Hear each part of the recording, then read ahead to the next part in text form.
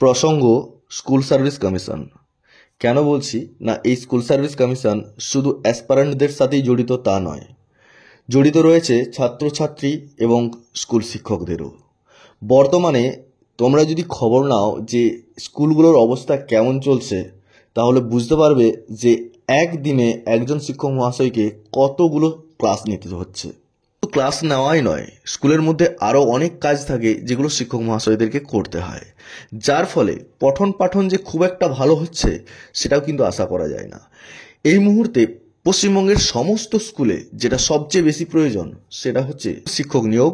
খুব দ্রুততার সাথে নিয়োগ করে তাদেরকে নতুন নিয়োগ করে জয়েন করানো, কারণ স্কুলগুলোতে শিক্ষক না এলে আগামী দিনে কতদিন পর্যন্ত স্কুলগুলো চালানো যাবে সেটাই এখন প্রশ্নচিহ্নের মুখে পড়েছে।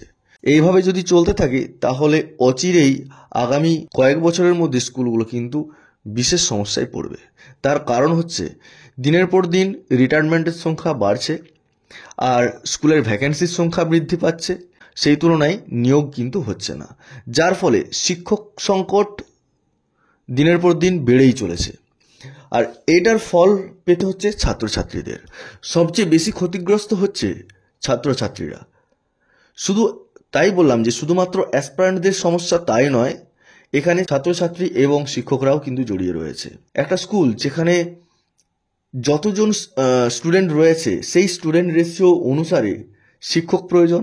সেই শিক্ষকের ঘাটতি যদি থাকে তাহলে সেখানে সঠিকভাবে পঠন পাঠন হয় না। জানি না এর সমাধান কবে হবে, তবে পশ্চিমবঙ্গে স্কুল শিক্ষক নিয়োগ দ্রুত প্রয়োজন। এখন এই স্কুলগুলো কিভাবে চলবে তার জন্য ভাবার সময় এসেছে শিক্ষক শিক্ষিকা, অভিভাবক এবং সাধারণ মানুষ প্রত্যেকেরই, যে কিভাবে স্কুলগুলোকে সঠিকভাবে চালানো যায়। বর্তমান যা পরিস্থিতি তাতে করে এই স্কুলগুলো যেভাবে শিক্ষক সংকটে ভুগছে তাতে করে আগামী দিনে ছাত্রছাত্রীরা বিশেষ সমস্যায় সম্মুখীন হবে বলে আশা করা যায়। আর এটা যদি হয় তাহলে সমূহ বিপদ ডেকে আনবে আগামী দিনের ছাত্রছাত্রীদের। সঠিকভাবে মূল্যায়ন, সঠিকভাবে পঠন পাঠন, সঠিকভাবে তাদেরকে কেয়ার করা, এই জায়গাগুলো কিন্তু অনেক অভাব থেকে যাবে। তো তাই অবশ্যই দ্রুত নিয়োগ প্রয়োজন। আমরা প্রত্যেকেই তাকিয়ে আছি স্কুল সার্ভিস কমিশনের নতুন নোটিশ গেজেট প্রকাশের উপর।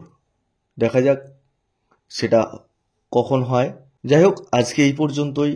সকলে ভালো থাকুন, সুস্থ থাকুন, এই বলে আজকের ভিডিও এখানে শেষ করছি। ধন্যবাদ।